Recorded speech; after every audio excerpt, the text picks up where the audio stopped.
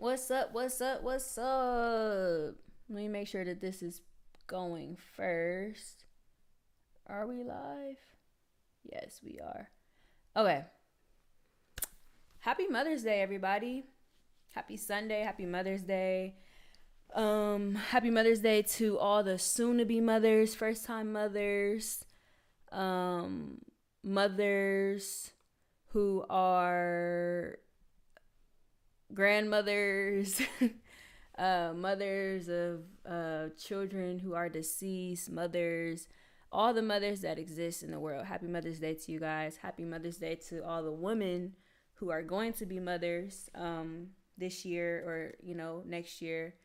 And I hope you guys are enjoying this time with your family. If your mom is still alive, please give her a big hug, big kiss. And, for those who have buried their mothers, I'm sending my condolences and, big hugs, big love today for you during this time.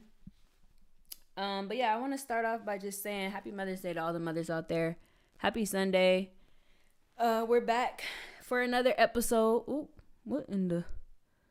Why did this... I'm sorry, guys. This just gave me a filter that I don't like, and I don't know how to get it off. Let me end this.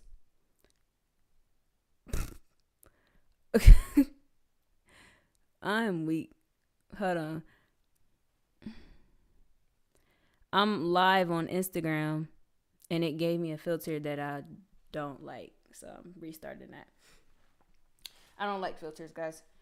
It just is not my forte. All right. Let me pin this post one more time. Okay, so before we got disconnected, I was saying Happy Mother's Day to all the mothers out there. Happy Sunday. And today is a special topic. Today is a very special topic. One of the reasons why it's a special topic is because it's dealing with emotions. Something that we all feel, something that we have all experienced. And, emotions are interesting. They're very interesting. They tell a lot of who a person is, where a person comes from. If you really pay attention to emotions and what they have to, the story that they have to tell. But so today is all about emotions. The book that I'm going to be coming from is called Permission to Feel, and it's by Mark Brackett. Just a few pointers or just introduction to Mark. Mark is he's the founding director of the Yale Center for Emotional Intelligence. Founding director of the Yale Center for Emotional Intelligence. He's an award-winning researcher. So he spent the past 25 years, he's raised over $100 million in grant funding and published 175 scholarly articles on the role of emotional intelligence. He's also the lead developer of Ruler, which is an acronym that we're going to get into later, that the book that he wrote presents. But yeah, so this Permission to Feel, let me see here. Instagram's tweaking. But we're going to keep it going. This Permission to Feel, that's the title of his book. And it's all about emotional intelligence. It's all about, recognizing our emotions, understanding our emotions, putting labels on our emotions, and then being able to regulate our emotions. So this book is, I would consider it kind of like a tool, if you will, to help you understand your emotions a little bit better. Sometimes I don't think that we've been taught enough, how emotions, what's up, Jay? How emotions can affect, our interactions with one another, or just the way that we see the world. Our emotions have a way of like putting this veil over our eyes, and depending on how we feel, we might see the world tainted based upon that emotion that we're feeling. So I want to start with the first takeaway from reading this book. And the first takeaway is that our emotions tell us a story. So we have, and with that, our emotions, they're not just things that just happen. Usually The name of this book is called Permission to Feel by Mark Brackett. Mark Brackett. Let me pin that. Permission to Feel by Mark Brackett.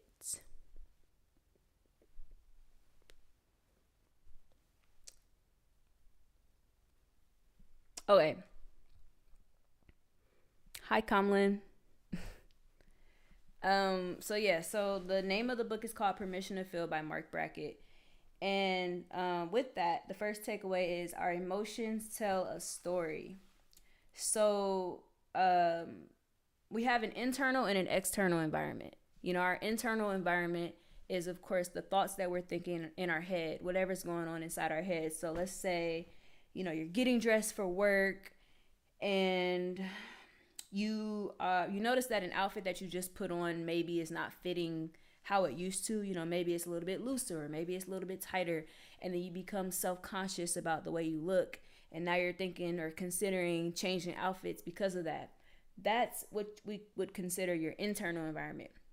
Then you have your external environment that is, like, let's say you see something outside of you. So let's see you see an elderly woman walking, and that person falls, like, then an emotion might be stirred inside of you to want to help that elderly woman, concern.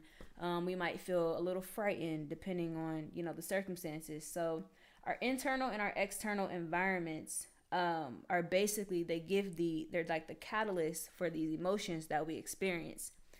So with that, and also our emotions are natural responses to our environments. So it's totally human to feel. It's total. I think that's what makes us human, is that we have the capacity to feel things. And I don't necessarily think that that's a bad thing. I think it's just a matter of, like, regulating those feelings and those emotions in a way that, and fostering how we express them in a way that is healthy for ourselves and one another. So, but with that, feelings are unique to people. So how I feel could be totally different from how you feel. And that doesn't mean that either one of us are wrong in the way that we feel. It just matters that we are unique. We're different. And we don't have to see the world the same way. And that's the beauty of being human, and all of us existing and in this same place and time, because how I see things and how you see things, we can bring those different views to the table and create something totally new from that. So I think it's very important. I liked how the book talks about that our brains simply aren't wired the same. Everyone experiences love, excitement, grief, and all those things, but to different degrees. So, the way I experience love, the way you experience love might be different. The way someone else experiences grief versus how someone else experiences grief might be two totally different things. And that's so, it's a touching space, because sometimes, when people are grieving or when they are experiencing heartbreak, we want to give them advice. We want to tell them how to get through whatever it is that they're experiencing. And it's like, sometimes we just have to hold space for them to be able to feel that emotion, and not necessarily, like, give them this end all solution that's just going to cure that emotion. Sometimes it's just learning how to be able to sit with the emotion and learning how to feel the emotion in all its fullness, and just recognize that, this is how I feel right now. It's temporary. The emotion's going to pass, but just being able to hold that space for that emotion to come and be felt. So, and there's a such thing as sensitive people, because I consider myself I consider myself to be sensitive, and I think that sensitivity can be harnessed as a superpower. So, yeah, I am sensitive, but I don't think that that's something that can hinder me in the world. Maybe our world is a little bit more wired to people who are less sensitive to things, possibly. But at the same time, I'm able to hold, because I am sensitive, I'm able to hold space for people. I'm able to admire simple things like dandelions. And because, to me, it's like, oh my gosh, like I'm looking at it, it's like beautiful. It's just simple. Um, I'm able to write music that reflects my inner world and share that perspective, that sensitive perspective with the world. So, whatever it is that you feel like to a more intense degree than the average person, embrace that and really hone that and use it to your advantage. Use it to explain who you are to the world. Of course, harness it, learn how to regulate it, and then share it. But let's see here. So the book talks about how psychologists have classified emotions into two different types. So we have integral emotions and we have incidental emotions. Now let's start with integral. So integral emotions are our direct response to what's currently happening in our environment. So let's say we hear a loud thump, right? We hear a loud thump. We don't know where it came from. We might instantly become afraid, instantly become frightened, or instantly become maybe like on edge. Like, what was that? Trying to go figure out what it was so you can handle it. That's what we consider integral. Now we have incidental, which is irrelevant to the present. So it's like you spilled your coffee. Let's say you spill your coffee or your smoothie on your way to work, and that one event throws off your emotions for the rest of the day. It's like that one thing happened, and now everything else is affected by it. That's what we call incidental emotions. And just think of it as like something occurs, and then the emotion arises because of that, and then the rest of your day is influenced by that emotion. Doesn't mean it's like right. It's a human thing to feel away, and then if you're not used to like something like spilling your coffee happening on a daily basis, then yeah, it might like throw your whole day off. It's human to feel that way. But sometimes we might have incidental things, like there was an argument that had nothing to do with the people that you're now dealing with. Like, let's say you had an argument yesterday, and the day has passed. It's a new day, but you bring whatever that argument is into the new day. That's what we would call incidental emotions, and allowing those emotions to linger in a way that's not necessarily healthy for you or anyone else that's around you. So we want to be careful of that. The second takeaway here is that I believe that we are living in a silent epidemic of emotion abandonment. Now, let me explain that when I say that. A silent epidemic of emotion abandonment. I feel like we're living in a world that is too busy to feel. Like, simply. We always have somewhere to be. We always have something to do.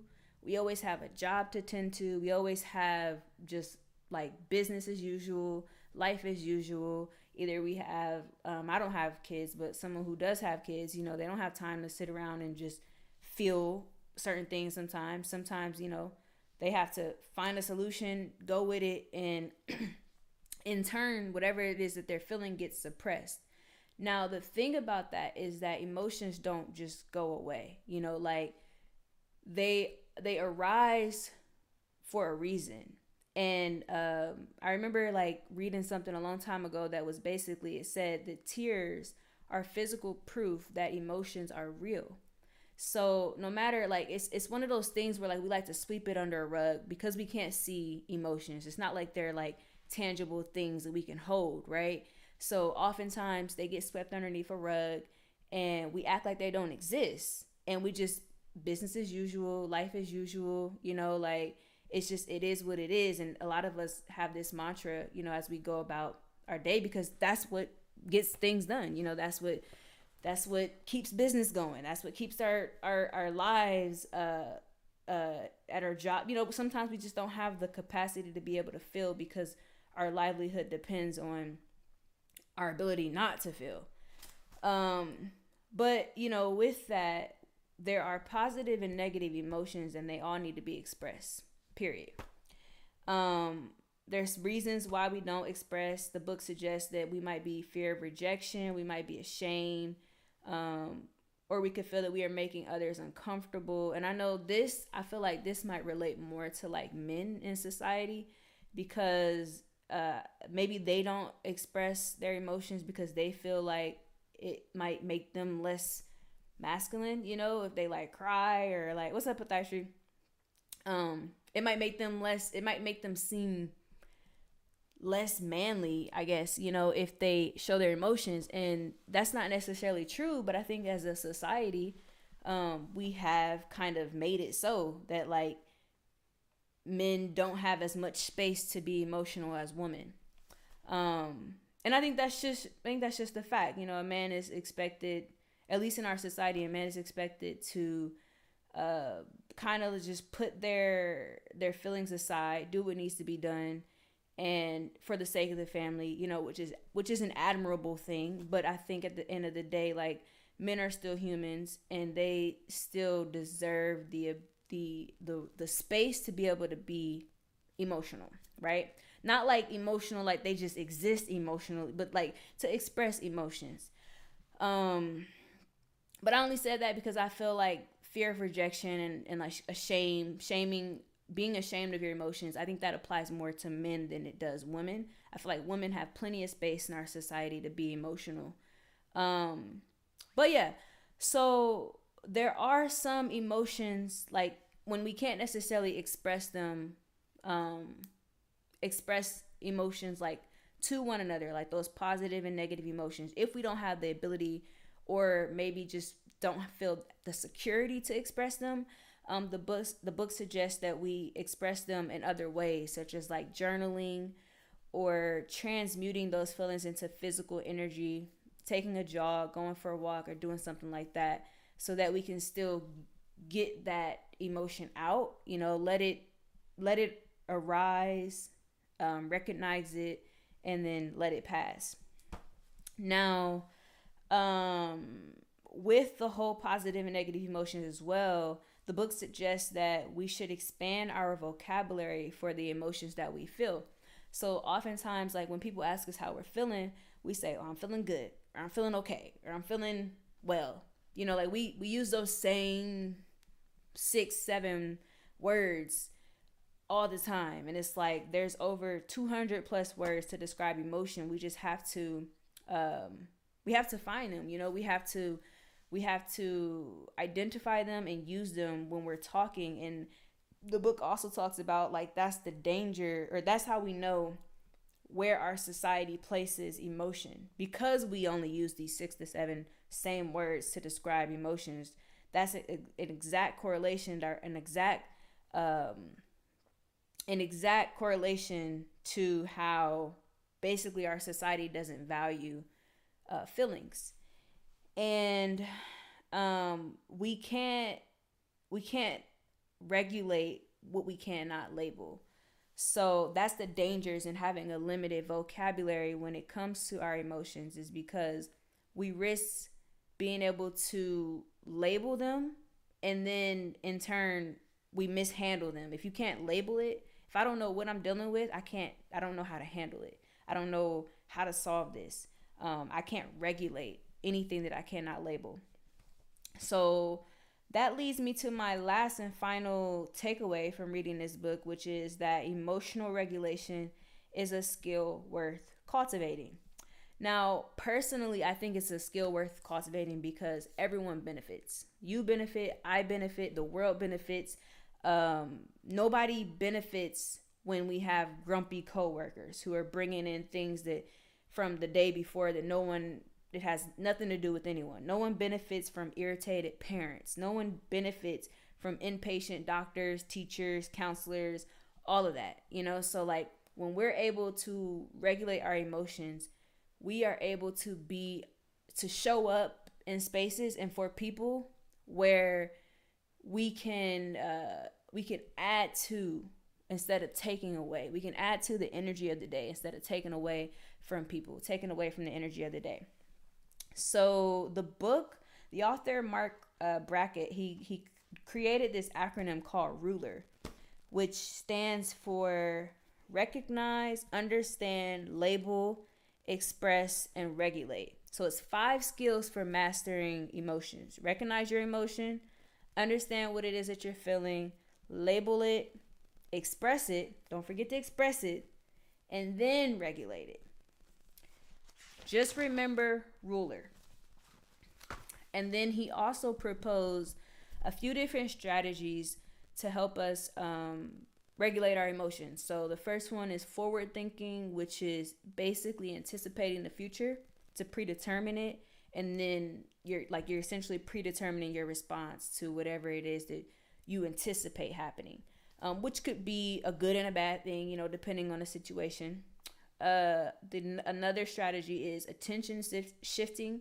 So essentially just taking your attention off of what it is that you might be feeling, and that could look like, cooking, cleaning, reading, going for a walk. But essentially the goal behind it is to reduce the intensity of the emotion, and temporarily, like you're just trying to reduce the intensity of the emotion, because you know that if you don't, if you continue to feel it at the intensity that you do, something bad might happen. And then there's also cognitive reframing, which is basically saying it's this notion that our interpretations matter more than the things we experience. So it's the way that we think about what it is that we're experiencing that matters more than what we actually experience. That can apply to, anything that we feel in life. Now, there's one more too. Breathing. This is like the smallest, simplest thing that we can do. The simplest action that you can take if you're struggling with forward thinking, attention shifting, or cognitive reframing. Just breathing. It requires no thought. You just take a deep breath, calm your nervous system a little bit, and you hold space. Learn how to hold space for that feeling to exist. And just remember, emotions are like children. They want to be seen. They want to be heard. They want to be acknowledged. And when we don't acknowledge them, when we don't show up for them, they have a way of returning, maybe as sickness, God forbid, or disease, things like that. If we don't learn how to acknowledge our emotions always have a way of coming back some kind of way. And like I said before, tears are an indication that emotions are real. The fact that we can cry and it's a physical, tangible thing, emotions are real. We have to take them more serious, and at least, hold more space for our emotions in this life. Now, harsh truth, before we get out of here, harsh truth is that some intense emotions that we feel are going to revisit. That's the thing about emotions, is it's not like you feel something and then it just goes away, or especially depending on what happened. Some people have been through intense trauma, intense heartbreak, intense grief, and it's not like you can just say, oh, I'm grieving, and then hold space for that grieving, and then next thing you know, oh, I'm healed. That's not what we're here for. It's the reality is that the emotion is going to keep coming. The emotion, as long as you are alive, as long as you have whatever you experience, it's going to keep coming. We just have to learn how to make peace with it, how to sit with it, how to hold space for it, and not run from it, not try to act like it doesn't exist, not try to sweep it under a rug. We have to learn how to live with it. And as long as you are alive, your well-being depends upon your ability to make peace with intense emotions that are inevitable. And let me say that again. As long as you are alive, your well-being depends on your ability to make peace with the intense emotions that life is going to bring regardless. It comes with being human. It comes with living. It comes with loving. It comes with having family. It comes with heartbreak. It comes with pain. It comes with chasing a dream. It comes with anything worth having. You're going to experience an intense emotion, and you're going to have to be able to make peace with it if it doesn't if that whatever you saw doesn't work out how you wanted it to. But the good news is that there's no timeline. So, it's your race. And, there is no one who's saying that you have to get past this emotion by this time. Like, as long as you're making progress, as long as you are being aware and being mindful of whatever it is that you're experiencing, that's all that matters. So the resources that you get to walk away with are ruler. Whenever you're trying to, when you have an emotion and you're trying to understand that emotion, remember ruler, which is recognize, understand, label, express, and then regulate. I'll say it again: recognize, understand, label, express, and regulate. Ruler. And then also there's an app. So the author also developed an app called How We Feel. Well, it was created by scientists, designers, engineers, and therapists to help people better understand their emotions. And that app is called How We Feel. It's free. It's free, free 99. Please download it. It's gonna help you. It's gonna help you notice patterns, the patterns that you feel, in your life when it comes to your emotions. It's gonna ask you. It's gonna give you other words to describe how you feel, so that you can and expand your vocabulary when it comes to the words that you choose to use to describe how you feel. And once again, the name of the book is called Permission to Feel by Mark Brackett. And if anything, as we go into this next week, give yourself permission to feel. And whenever you're feeling whatever you're feeling, positive, negative, take some time to really sit and understand, why you're feeling it, how you want to express whatever it is. Like, does it need to be expressed? And then, continuing to regulate it. I hope you all are having a wonderful Sunday. Happy Mother's Day to all the mothers out there. And thank you guys for tuning in to another legendary episode of Takeaways with Tay. I will see you later. Have a good one. Bye-bye.